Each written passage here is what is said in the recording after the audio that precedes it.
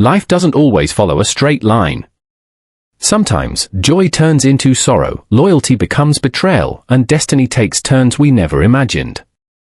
Yet, within the twists and bends of fate lies the power of love, faith, and forgiveness.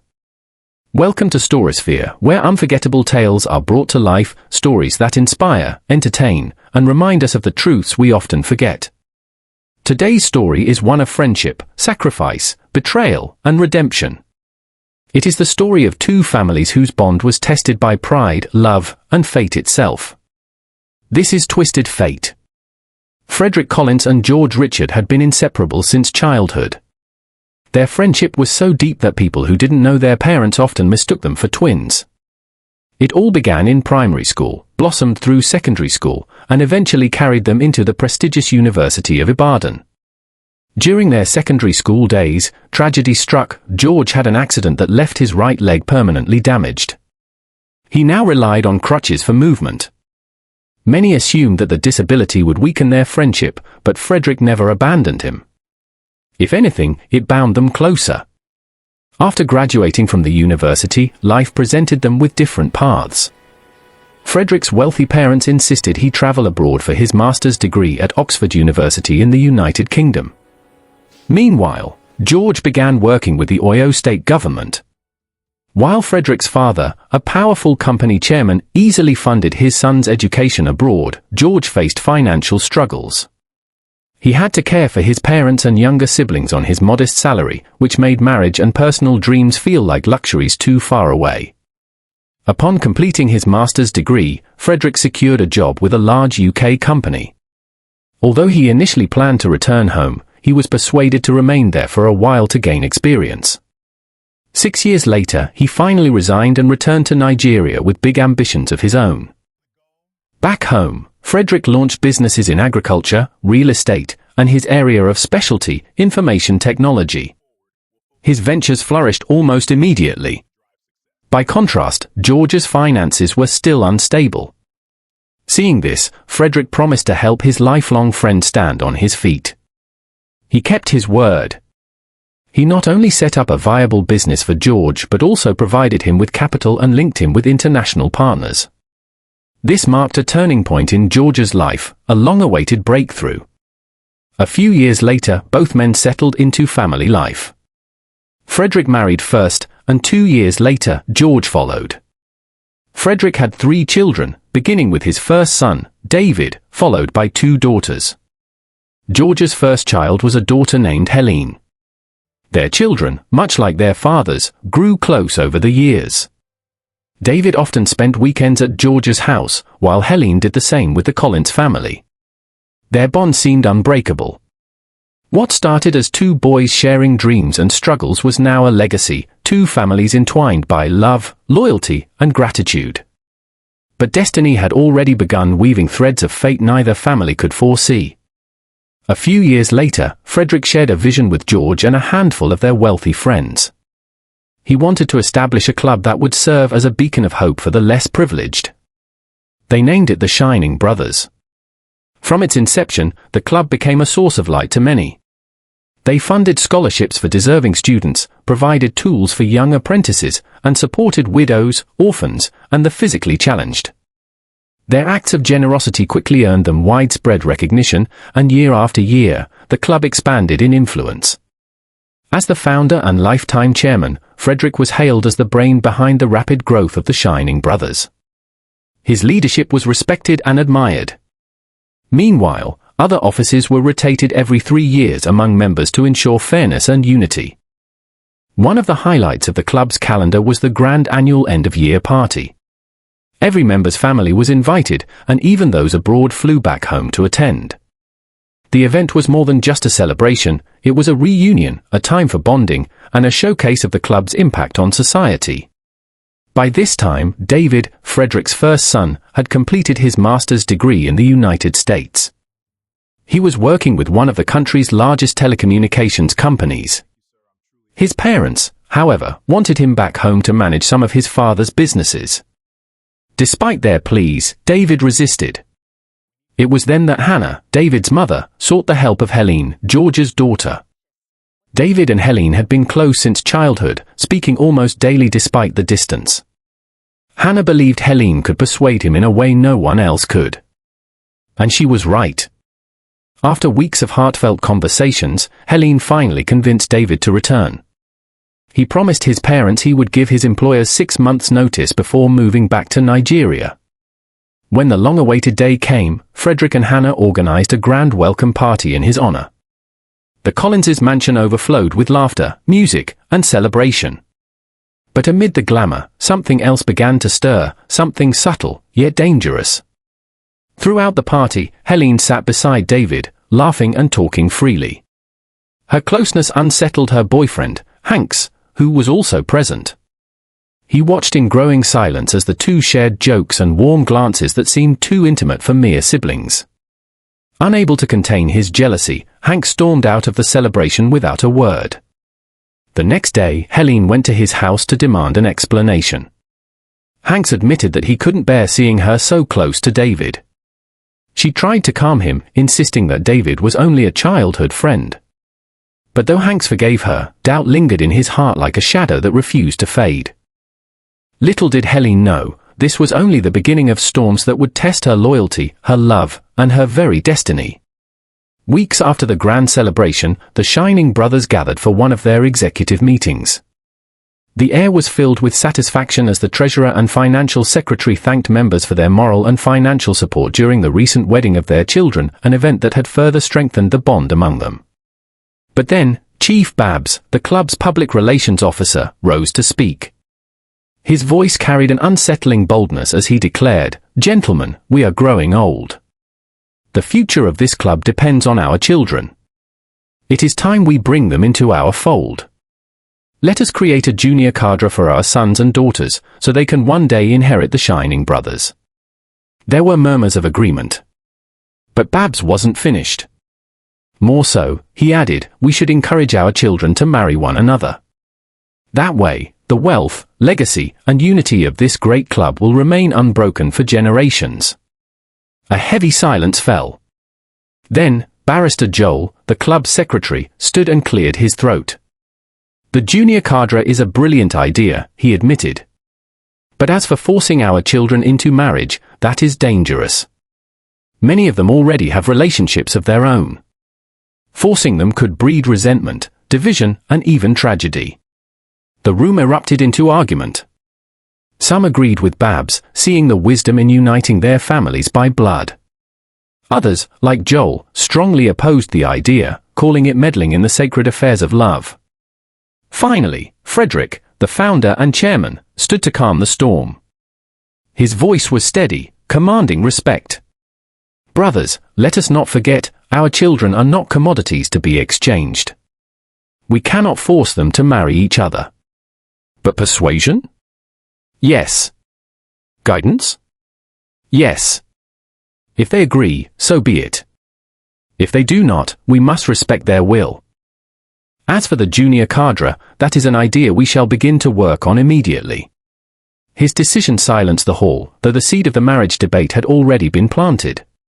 That night, after dinner, Frederick turned to his wife with a curious question. Do you know if David has a woman in his life? Hannah looked at him with surprise. None that I know of, she replied cautiously. Frederick leaned closer, his tone dropping into a conspiratorial whisper. I am considering something. What if David were to marry Helene, George's daughter? The thought seemed harmless, even logical. Their families had been intertwined for decades, their children had grown up as close as siblings, and their bond appeared unshakable. But Hannah's eyes clouded with doubt. Are you sure this is wise? She asked. The next day, Frederick called his old friend George. They met privately at George's office, where Frederick shared his idea. Without hesitation, George agreed. It would be my honor, he said warmly. But do not worry, no one will be forced. I will speak to my daughter gently. When George brought the proposal home, his wife was skeptical, her instincts warning of trouble. And when the matter reached Helene herself, she was furious. Never, she cried. I already love someone else. David is like a brother to me, I cannot marry him. The rejection was sharp, final, and painful. When David later heard of the proposal, his heart stirred. Secretly, he had always admired Helene. For a brief moment, hope flared within him. But when he learned of the bitter conflict it had caused between Helene and her father, he crushed his feelings and told his father, Frederick, to abandon the idea. Yet, unbeknownst to them all, fate was already drawing lines they could neither erase nor ignore. Days after the stormy conversations, David invited Helene to a quiet restaurant. The air was heavy with unspoken truths as they sat across from each other. Helene, David began softly, don't let anyone, parents or friends, force you into a life you don't want. Follow your heart. If you love someone else, marry him. Don't let anyone's expectations cage you. His words touched her deeply. She smiled through tears and whispered, thank you, David. You've always been more than a friend, you're a brother. I'll never forget your kindness. But that night, Helene's world shifted. While she was working on a project in her room, her mother came in with urgency. Come quickly, your father needs you. When she entered her father's room, she froze. George was weeping bitterly. Mummy, what's going on? Why is Daddy crying? She asked in alarm. Her mother sighed heavily. It is because of you, because you refused to grant his heart's desire. Confused, Helene turned to her father. Through tears, George recounted his lifelong bond with Frederick, how the Collins family had rescued him from poverty, even paying for his surgery after his childhood accident. He revealed his deepest wish, that one of his children would marry one of Frederick's, sealing their bond for life. Helene was shaken. Daddy, why didn't you tell me this before? Before I gave my heart to another man. Her own tears flowed freely. I love David as a brother, but if this is your greatest wish, then I will obey. I will marry him. The words, though heavy, lifted George's sorrow. He blessed her with trembling hands. The next morning, Helene visited David. She entered his office with hesitant steps. I have agreed to marry you, she announced quietly. David, stunned, asked, why the sudden change? She lowered her gaze. Because it is my father's wish. David frowned. Is it your wish? Her silence was answer enough. She finally admitted, I love someone else, but my father's happiness matters more than mine. David shook his head, his voice firm yet gentle. No, Helene. You cannot sacrifice your life to please others. Follow your heart. Don't let pity or duty rob you of joy. I will speak to your father myself. And true to his word, David went to George, pleading with him to release his daughter from the unwanted marriage. But George refused. When Frederick learned of his son's interference, he was furious. Father and son clashed bitterly, and even Hannah, David's mother, begged her son to reconsider. But David stood firm. If you force me into this, he declared, I will return to the United States and never look back. The conflict rippled through the entire Collins household. David's younger siblings confronted their father. If you force our brother into a loveless marriage, they said, then it means you can also force us to marry strangers we don't love. Is that the life you want for us? Hannah later spoke to her husband in private, her voice trembling. Frederick, this is the first serious division in our family. Do not destroy what we have built with your stubbornness. Let David choose his own path. At last, Frederick relented. He called his son and said, marry whoever you choose. I release you. The relief on David's face was unmistakable. Yet, in the shadows of their hearts, the story was far from over. 3 months later, Helene was scheduled to attend a company seminar in Abuja. She packed her bags, excited about the opportunity. But as she waited at the airport, her phone rang. The voice on the other end shattered her plans. Miss Helene, the organizer said, the seminar has been postponed until further notice. The trip is cancelled. Stunned, she felt embarrassed. She had told everyone she'd be traveling, and now she had nowhere to go. It was a Friday, and after some thought, she decided to surprise her boyfriend, Hanks, with a weekend visit. After all, she had told him she would be away. She arrived at his house and knocked. A woman's voice answered from inside. When the door opened, a heavily pregnant woman stood before her. "Yes, who are you looking for?" the woman asked politely. I'm here for Hanks," Helene stammered. The woman's expression shifted slightly, then she called out, "My dear, someone is here to see you." A chill ran down Helene's spine. She turned to the woman with wide eyes. "Are you his wife?" "Yes," the woman replied calmly. At that moment, Hanks appeared, his face pale with shock. The silence between them was deafening. The pregnant woman turned sharply to him. "This is the Helene you told me about? You said she wouldn't be around this weekend. What is she doing here?" Helene's breath caught. "You told her about me," she whispered. The woman folded her arms. "Let me make this clear. Hanks is my fiancé. He's been using you to fund our wedding, to set me up in business. Nothing more. I advise you to look for your own husband." Her words cut like a knife. Helene's eyes filled with tears as she turned to Hanks, but he said nothing, no denial, no explanation. Without a word, she picked up her bag and walked away, her dignity barely holding her upright. She flagged down a taxi and asked the driver to take her to a hotel. That night, in the silence of her room, she broke. Memories of Hanks's promises tormented her. The fight she had endured with her parents for his sake now seemed like foolish sacrifices. How will I face them? How will I confess this betrayal? Her sobs filled the room. She felt utterly alone, abandoned, and deceived. But worse storms were yet to come. Saturday morning came with no comfort for Helene. She woke in her hotel room, her pillow damp with tears. She was still replaying the betrayal in her mind when her phone began to ring. It was her mother. At first, she ignored it. But when the call came again, and again, she finally picked up.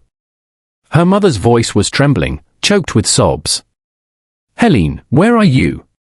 Please, come quickly, we are in the hospital." Fear gripped her. "Mummy, what happened? Is Daddy okay?" "No, it's David." Her heart sank. Her mother continued, her words heavy with dread. "He had a terrible accident last night while returning from the office. We don't yet understand the full extent of his condition. If you can make it back to Ibadan, please hurry." The phone slipped slightly in Helene's hand. The betrayal of Hanks vanished from her thoughts, replaced by a deeper panic. She packed her things in haste and rushed out of the hotel, her tears blurring the world around her. When she arrived at the hospital, her mother met her at the entrance, shocked to see her. "Helene? How did you get here so fast? Weren't you supposed to be in Abuja?" "The seminar was cancelled," she whispered, barely able to stand. Her mother took her inside. The sight before her almost broke her. David lay unconscious, machines beeping steadily beside him, his body bruised and frail. She nearly collapsed. For 3 agonizing weeks, the family camped at the hospital. Doctors did their best, but the verdict came like a thunderclap. The chief physician told Frederick solemnly, "Your son needs brain and spinal surgery. This level of care cannot be provided here. He must be flown abroad immediately." Israel was chosen. Within days, arrangements were made. Frederick's wife and youngest daughter were to accompany David. To everyone's surprise, Helene insisted she would go too. Frederick hesitated. "Helene, you don't have to." "I want to," she interrupted firmly. Her determination won. She took a leave of absence from work, packed her things, and stood by David's side as they left for Israel. What had started as a weekend meant for love and laughter had turned into a journey of pain, sacrifice, and unspoken devotion. And destiny was still tightening its grip. Months passed in Israel as David underwent a series of complicated treatments. Helene became his constant companion, praying, encouraging, and sitting by his side through every painful procedure.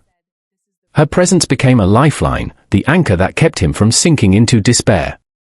7 months later, the doctors finally gave their final verdict. David survived, but the price was devastating. His spinal cord had been severely damaged. He will live, the lead surgeon said, but he will never walk again. The words pierced the family like daggers. Hannah wept openly.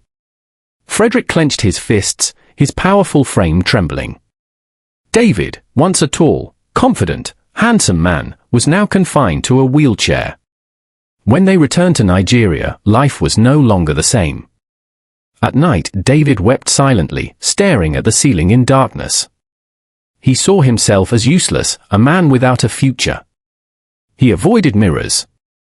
He rejected visitors. Even his once vibrant laughter became a memory buried under grief. Therapists were hired, and slowly, progress came. He learned to sit unaided. He adjusted to the new routines.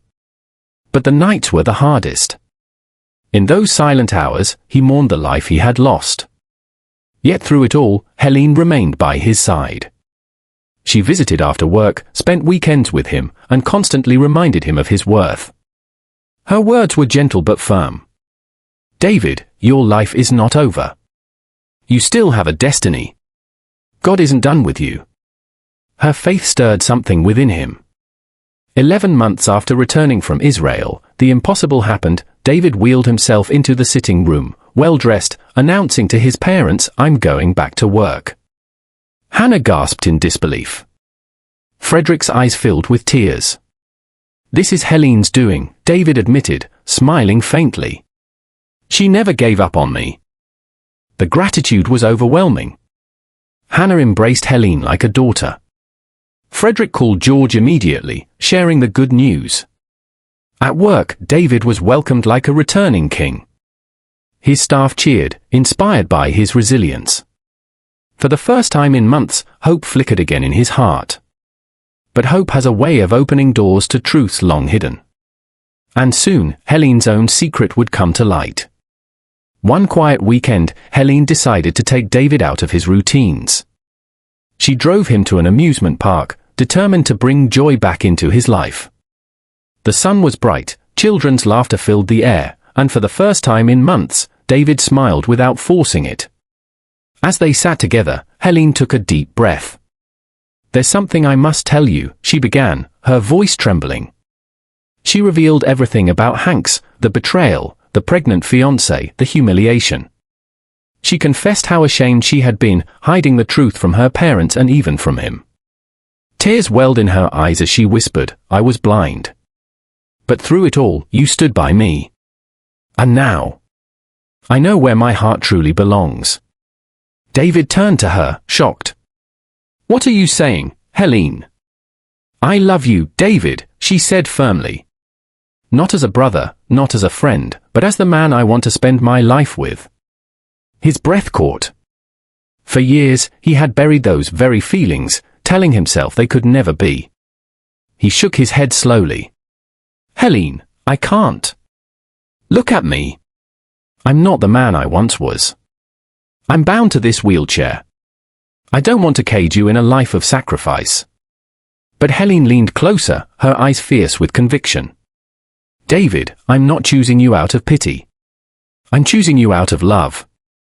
Wheelchair or not, you are the man I want." He searched her face, desperate to see doubt, but there was none. Only truth. Only love. Finally, his lips curved into a trembling smile. "If this is truly what you want, it is," she whispered. When he told his parents, Frederick and Hannah were overwhelmed with joy. They had dreamed of such a union years ago, but now it was happening naturally, born out of love and shared trials. But when Helene told her father, George, his response was chilling. "Never," he thundered. "You will not marry David. Not now. Not ever." The shock was unbearable. "But Daddy," she cried, "you were the one who first wanted this." George's eyes hardened. "I have changed my mind. And I forbid it." He refused to give any reason. For 2 weeks, Helene and her mother pleaded with him, but his heart was like stone. The same man who had once wept for this very dream was now its fiercest enemy. Helene was torn between love and loyalty, but in her heart, she already knew she could not let David go. George's sudden opposition shook the families to their core. When pressed for reasons, he kept silent, his face a mask of pride and anger. "Why, Daddy?" Helene begged through tears. "Why now, when you once wanted this?" But her father refused to answer. His silence became a wall she could not break. For 2 weeks, she pleaded. Her mother pleaded. Even Frederick himself, stunned by his friend's change of heart, tried to intervene. Nothing moved George. The situation erupted into open confrontation. "If you keep standing in my way," Helene shouted one evening, "I will pack my things and move in with David. Nothing you say will stop me." George's eyes blazed with fury. "If you dare leave this house for him, you are no longer my daughter. I will disown you." His wife wept, caught between husband and child. The atmosphere in their home became unbearable, filled with tension and bitter silence. Desperate for peace, Helene's mother went secretly to Frederick, begging him to intervene. But when Frederick approached his son, David stood his ground. "Father, if you separate me from Helene, you will lose me forever. Either I end my life or I leave this house, never to return. Choose one." The gravity of his words shook Frederick to his core. Hannah and the younger children begged him to understand. "This is more than love," David said firmly. "It is survival. Don't let pride destroy us." At last, Frederick and George's wife sought help from elders in George's extended family. But before mediation could begin, the matter exploded. One afternoon, George and his wife returned from an outing to a shocking discovery: Helene's room was empty. Her clothes, her belongings, everything was gone. "Where is she?" George demanded. His youngest son, trembling, replied, "She told me she was moving to Uncle Frederick's house, to be with David." George's face darkened. Rage boiled within him. He and his wife rushed to Frederick's house, ignoring her pleas to call first. When they arrived, they found Helene seated beside David, with Frederick's family and members of the Shining Brothers gathered, pleading with her to return home. Her mother fell to her knees, begging, "Please, Helene, come back with us. Let us find peace. Don't make your father an enemy." But Helene's eyes blazed with defiance. "Why should I return to a home where my heart is not free? Ask my father why he toys with my life and emotions. Let him answer." The room grew tense. All eyes turned to George. And then, in the presence of all, his secret spilled out like poison. The room was still, heavy with expectation. Frederick, members of the Shining Brothers, and both families watched as George's anger finally broke into words. "You all want to know why," he shouted, his voice shaking. "I will tell you. My daughter will never marry David because he is crippled. He cannot father children again after that accident." Gasps of disbelief filled the room. Hannah covered her mouth in shock. Even George's wife cried out, "Richard! How could you say such a thing?" But George continued, his pride hard as stone. "I may be disabled, but I will not allow my daughter to marry a disabled man. Never." The silence that followed was suffocating. Frederick rose slowly, his face grave, his voice trembling with controlled fury. "Richard, after all these years, after all I did for you, is this how you repay me? By spitting on my son's dignity." The other members of the Shining Brothers turned to George with disappointment etched across their faces. "How can you, of all people, despise the very man who stood by you in your own disability?" one of them asked bitterly. Frederick steadied himself. "Let me make this clear. The accident did not rob David of his ability to father children. The doctors confirmed it. He can build a family, a legacy, if he finds the right woman. Your words are not only cruel, they are false." Still, George would not yield. He folded his arms stubbornly, his pride deafening him to reason. Later that night, Frederick returned home, only to find David and Helene packing their belongings. "Where are you going?" he asked, shaken. David turned, his face resolute. "Father, since no one will understand, it is better we leave. We will build our life on our own terms." Frederick's heart ached. He begged them to stay. After much pleading, he arranged for them to move into a new apartment nearby. And so, with quiet determination, David and Helene began their life together as husband and wife. Though estranged from George, Helene found solace in her mother's secret visits and the unwavering love she shared with David. But fate was not done with them. A new twist was already on its way, one that would silence every tongue and bring long-awaited vindication. Life slowly began to settle for David and Helene in their new apartment. Though the shadows of rejection lingered, their love only grew stronger. Helene resigned from her job and joined David's company, working as vice chairman by his side. Together, they became a formidable team, the partners not just in love, but in vision. One afternoon, Helene walked into David's office with trembling hands, holding a sealed envelope. Her face carried both fear and hope. "What's wrong?" David asked, concerned. Without a word, she handed him the letter. He opened it slowly, and his eyes widened. It was a pregnancy test result, positive. "You're 4 months pregnant," he whispered, stunned. Tears of joy filled her eyes as she nodded. "Yes, David. We are going to be parents." David froze, then burst into tears. His parents had been right, his manhood was intact. He immediately called Frederick and Hannah, while Helene called her mother, who rejoiced but begged her not to inform George until after the baby's arrival. When the day of delivery came, heaven itself seemed to rejoice with them. Helene gave birth to not one child, but 3 healthy, beautiful triplets. The hospital erupted in celebration. Frederick lifted his hands in gratitude to God. Hannah fell to her knees, singing praises. David wept openly, holding the tiny lives that proved his worth beyond all doubt. News spread quickly, and soon, friends and family flooded their home with congratulations. The Shining brothers themselves arrived, raising their glasses in joy. And then, in the midst of the celebration, the most unexpected figure walked in. George. Dressed in a flowing white agbada, he stood at the doorway, his face heavy with emotion. For a moment, silence fell over the room. Then Frederick walked up to him slowly. Without a word, the 2 old friends embraced. Tears streamed down George's face. "Forgive me, my brother," he choked. "Forgive my pride, my blindness. I wronged you. I wronged my daughter. I wronged God himself."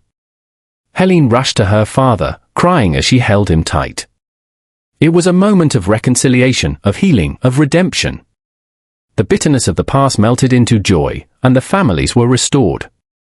The day of the naming ceremony arrived like a festival. Both families dressed in matching attire, fathers in one style, mothers in another, while David and Helene shone with radiant smiles. The triplets were carried proudly, symbols of grace and victory. Before the ceremony ended, Frederick stood before the crowd and made a powerful announcement. "My brothers and sisters, today is not just a day of joy for my family. It is also the day we confirm the union of 2 houses, once broken but now restored. A date has been fixed for the wedding ceremony of David and Helene." The hall erupted in applause. What had begun in pain and division was now crowned with triumph. But the path to this day had been nothing short of twisted fate. Dear friend, life is full of twists, betrayal, pain, rejection, or even disability. But as twisted fate shows us, no setback can destroy God's greater plan. With love, humility, and faith, even the darkest path can lead to light. If this story moved your heart, don't keep it to yourself. Share it with others, leave your thoughts in the comments, and subscribe to Storisphere for more inspiring tales that remind us of the power of hope and destiny. Remember, no matter how twisted your fate may seem, with God's grace, it can be straightened into victory.